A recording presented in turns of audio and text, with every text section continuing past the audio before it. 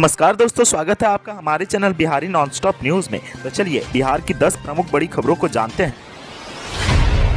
राजधानी पटना में सोमवार से एक बार फिर से शिक्षक अभ्यर्थियों का प्रदर्शन शुरू हो गया है। प्रारंभिक शिक्षक संघ अब अपनी मांगों को लेकर सड़क पर उतर गया है। सड़क पर उतरे छात्र सरकार के विरोध में जमकर नारेबाजी कर रहे हैं। इसके साथ ही अन्य छात्र संघ को भी आंदोलन में शामिल होने के लिए आमंत्रित किया है। आंदोलन कर रहे कैंडिडेट्स ने कहा है कि शिक्षकों की प्राथमिक बहाली को लेकर जल्द से जल्द नोटिफिकेशन जारी किया जाए। हमने पात्रता परीक्षा पास की, इसके लिए जो भी डिग्री चाहिए थी हमने सब प्राप्त कर ली है। इसके बावजूद हमें लगातार आश्वासन ही दिया जा रहा है। बहाली के लिए आंदोलन कर रहे छात्रों को 27 जुलाई को सरकार के द्वारा आश्वासन दिया गया था। सरकार ने कहा था कि जल्द बहाली के लिए नोटिफिकेशन जारी किया जाएगा, मगर छात्रों ने सरकार के आश्वासन के बाद भी पटना के गर्दनी बाग में डेरा डाल दिया है। छात्रों ने कहा कि मुख्यमंत्री से लेकर शिक्षा मंत्री तक ने हमसे कई बार भर्ती शुरू करने का अनुरोध किया, मगर सरकार से हमें केवल झूठा आश्वासन दिया जा रहा है। लेकिन अब हम ये पीड़ा नहीं सह सकते। 27 जुलाई को हमें यह भी कहा गया कि कुछ दिन आंदोलन न करें,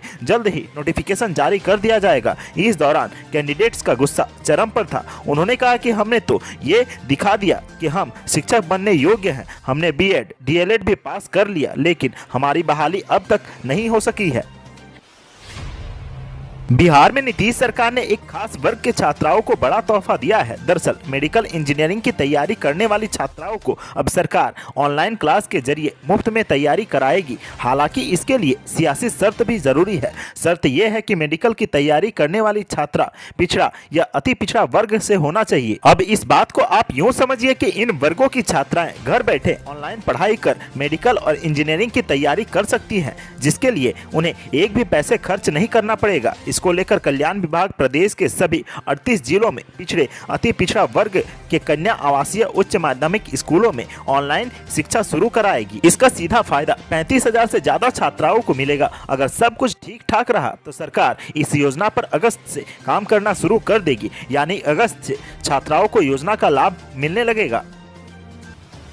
बिहार राज्य के 14 जिलों के 207 गांवों में अब तक 4G नहीं पहुंच पाया है। वहां तेज रफ्तार इंटरनेट सेवा बहाल की जाएगी। केंद्र सरकार ने 4G मोबाइल सेवा बहाल करने के लिए 26,316 करोड़ रुपए की परियोजना को मंजूरी दी है। इस परियोजना के तहत दूरदराज और दुर्गम क्षेत्रों में स्थित देश के 24,680 वंचित गांवों में 4G मोबाइल सेवाएं प्रदान की जाएंगी। बिहार के अलावा झारखंड राज्य के 23 जिलों के 1615 गांव शामिल हैं। इसके झारखंड के जिन गांवों में 4G नहीं पहुंच पाया है, वहां तेज रफ्तार इंटरनेट सेवा बहाल की जाएगी। जानकारी के मुताबिक देश के 6000 से ज्यादा उन गांवों को 4G सेवा से अपग्रेड किया जाएगा जहां पहले से 2G या 3G सेवा चल रही है। बिहार के 14 जिलों के उप प्रखंडों में 4G सेवा का विस्तार किया जाएगा। इनमें से अधिकतर गाँव पिछड़े इलाके में आते हैं। 13 साल के सूर्यांश ने खेलने कूदने की उम्र में मां के सपनों को उड़ान देने की ठानी तो इतिहास रच दिया। 8 साल से कागज पर चल रही कंपनी को रफ्तार देने के साथ ही सूर्यांश ने 9 महीने में 56 स्टार्टअप की नींव रख दी है। जिले के बाढ़ग्रस्त क्षेत्र के कटरा प्रखंड के अम्मा गांव निवासी समाजसेवी संतोष कुमार व अर्चना का पुत्र सूर्यांश 56 कंपनियों के सीईओ होने के साथ ही दुनिया का यंगेस्ट सीईओ भी बन गए हैं। सूर्यांश का कहना है कि उसकी company Suryansh contact private limited हर तरह की जरूरतें पूरी करेगी। खेलने कूदने की उम्र में कंपनी चलाने की मानसिकता के साथ सूर्यांश 10वीं की पढ़ाई भी कर रहा है। मां अर्चना ने 2014 में company Suryansh contact private limited का सिर्फ कागजी कार्य पूरा कर बचा कर रखा था। वर्ष 2021 में सूर्यांश ने सीईओ का पद संभाला तो कंपनी ऊंचाई की ओर बढ़ने लगी। 9 महीने में 56 स्टार्टअप की नींव रखी, जिसमें दर्जन भर पर तेजी से काम चल रहा है। अगले 4-5 महीने में सभी बाजार में उतर जाएंगी।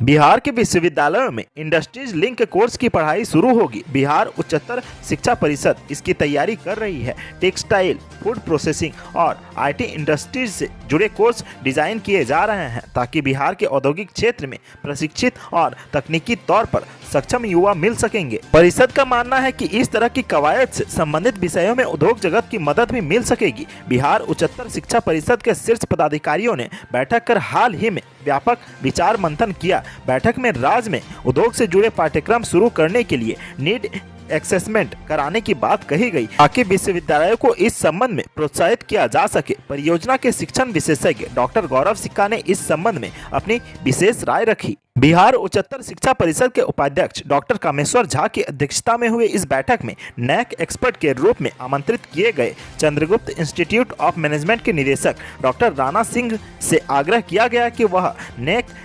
एक्रीडेशन, NIRF आदि रैंकिंग में अपनी विशेषज्ञ सलाह और सहायता दें।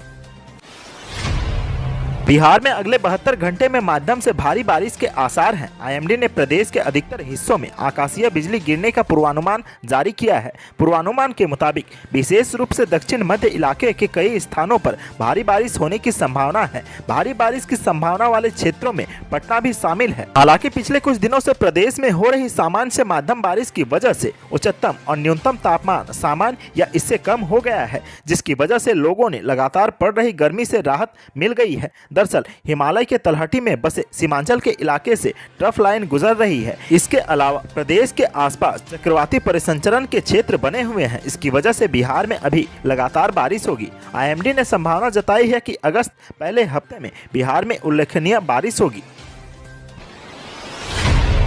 पटना में हरियाली बढ़ाने के लिए सरकार के स्तर से काम किए जा रहे हैं। इसी कड़ी में जिला में मनरेगा के तहत करीब 6 लाख पेड़ इस वर्ष लगाए जाएंगे। ग्रामीण विकास विभाग ने पटना को मनरेगा के जरिए 6,18,000 पेड़ लगाने का लक्ष्य दिया है। ये पेड़ ग्रामीण इलाकों में लगाए जाएंगे। इसमें ज्यादातर पेड़ फलदार होंगे। विभाग से मिली सूचना के मुताबिक ये पेड़ अगले 2 महीने में लगाए जाने हैं। जिन इलाकों में बाढ़ जैसी आपदा की आशंका नहीं है, वहां इन्हें लगाया जाएगा। इस व्यापक वृक्षारोपण अभियान के द्वारा जहां एक और पर्यावरण संरक्षण और हरियाली को बढ़ाने का प्रयास होगा, वहीं दूसरी ओर विलुप्ति के कगार पर पहुंचे पेड़ों की भी संख्या बढ़ेगी। इस वृक्षारोपण अभियान में आम लोगों को भी भागीदार बनाया जाएगा।